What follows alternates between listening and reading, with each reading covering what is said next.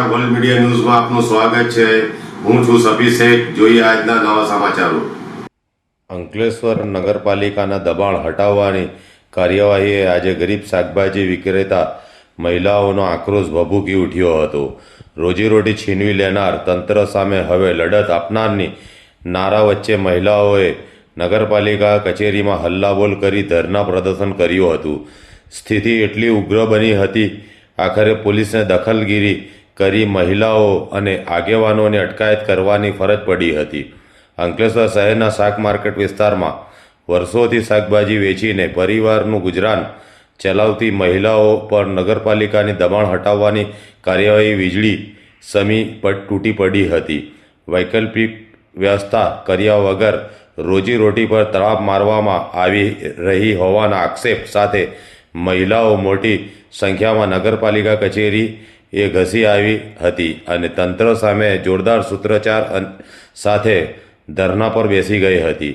અમને રોજગાર આપો અથવા વૈકલ્પિક જગ્યા ફાળવો, ગરીબોના પેટ પર લાત મારવાનું બંધ કરો જેવા નારાઓથી નગરપાલિકા કચેરી ગુંજી ઉઠ્યું હતું। મહિલાઓનો આક્ષેપ હતો કે શહેરના મોટા દબાણોમાં સામે આંખ આડા કાન કરતું તંત્ર માત્ર ગરીબ અને નિરાધાર મહિલાઓ પર જ કડકાઈ બતાવી રહ્યું છે। મામલો ઉગ્ર બનતા નગરપાલિકાના પ્રમુખ જિગ્નેશ અંડાડિયા સહિતના પદાધિકારીઓ સ્થળ પર દોડી આવ્યા હતા અને મહિલાઓને સમજાવવાનો પ્રયાસ કર્યો હતો। જોકે મહિલાઓએ સ્પષ્ટ કહી દીધું હતું કે યોગ્ય ઉકેલ વિના તેઓ ધરના પરથી નહીં ઉઠે। આખરે પરિસ્થિતિ હાથમાંથી સરકતી જોઈ પોલીસનો કાફલો નગરપાલિકા કચેરીએ તૈનાત કરાયો હતો। પોલીસે ધરના પર બેઠેલી મહિલાઓ અને તેમની સાથે આવેલા આગેવાનોને બળજબરીપૂર્વક ડિટેન કરી અટકાયત કરતા ભારે હોબાળો મચી ગયો હતો। આજ રોજ 3 રસ્તા શાક માર્કેટ પર જે ટ્રાફિકની સમસ્યા હતી, વર્ષો જૂની ટ્રાફિકની સમસ્યા હતી, એ ટ્રાફિકને એ કરીને અમે લોકોએ આ બધા જે ટોપલા ગામડેથી જે બધા ટોપલા લઈને વેચવા આવતા હતા શાકભાજી, એમના માટે હંગામી ધોરણે અમે બાજુની એક જગ્યા એમને ખુલ્લી કરી આપી છે અને અહીંયા વ્યવસ્થિત અમે એમને લેવલિંગ કરીને આ બધી બહેનો અહીંયાથી શાકભાજીનો વ્યવસાય કરે અને રોજીરોટી કમાઈ રહે એ માટે અમે આયોજન કર્યું છે।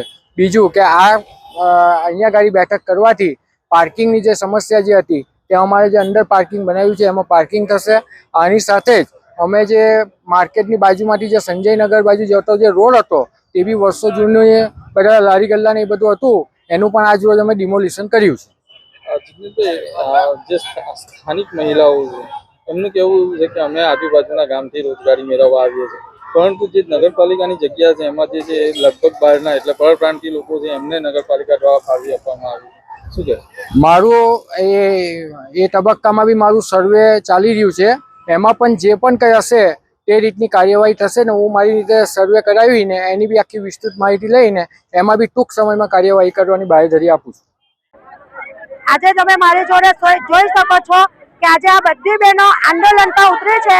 આજે વિધવા બહેનનો હક છીનવી લેવામાં આવે જ્યારે નગરપાલિકા અમને જો નિરાકરણ નહીં આપશે, નગરપાલિકા જો અમને સાથ સહકાર નહીં આપશે, નગરપાલિકા જો અમારી જગ્યાએ અમને બેસવા દેવામાં આવશે નહીં, તો આના માટે અમે આનાથી ઉગ્ર આંદોલન કરવા તૈયાર છીએ। આમાં અમે 80 થી 70 લેડીઝ બહેનો છે, જ્યારે આ બધી ગરીબ વિધવા બહેનોને જો સાથ સહકાર ભાજપની સરકારના રાજમાં નહીં મળે તો હવે આ નિર્ણય આજે અમારો ફાઇનલ, આજે હપ્તાખોરી બી અહીંયા વસૂલવામાં આવે છે એ બી બધું બંધ કરવામાં આવે ને આજે અમને અહીંયાથી ન્યાય મળવો જ જોઈએ, ચોક્કસ પણ અમને ન્યાય મળવો જોઈએ કે આજે અમે જ્યાં વર્ષોથી ધંધો કરતા આવ્યા છે ત્યાં અમને જગ્યા આપવામાં આવે। જો અમને અહીંયા જગ્યા આપવામાં નહીં આવશે તો અમે આનાથી ઉગ્ર આંદોલન કરવા તૈયાર છીએ। અમે કલેક્ટર ઓફિસની રજૂઆત કરી છે, મામલેદાર સાહેબને અપીલ કરી છે, હજુ અમારું કોઈ નિરાકરણ આવ્યું છે નથી। અમારી માંગ એટલી જ છે કે અમે જ્યાં વર્ષોથી ધંધો કરવા આવ્યા છે, જ્યાં બેસીએ છીએ ત્યાં અમને બેસીને ધંધો કરવા દે। જો અમારી રજૂઆત નહીં સાંભળશે તો નગરપાલિકા આ બધી બહેનોને નોકરી આપે।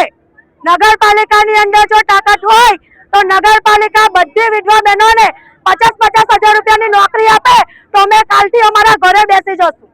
જો અમારી માંગ પૂરી કરવામાં નહીં આવે તો અમે આનાથી ઉગ્ર આંદોલન કરવા તૈયાર છીએ।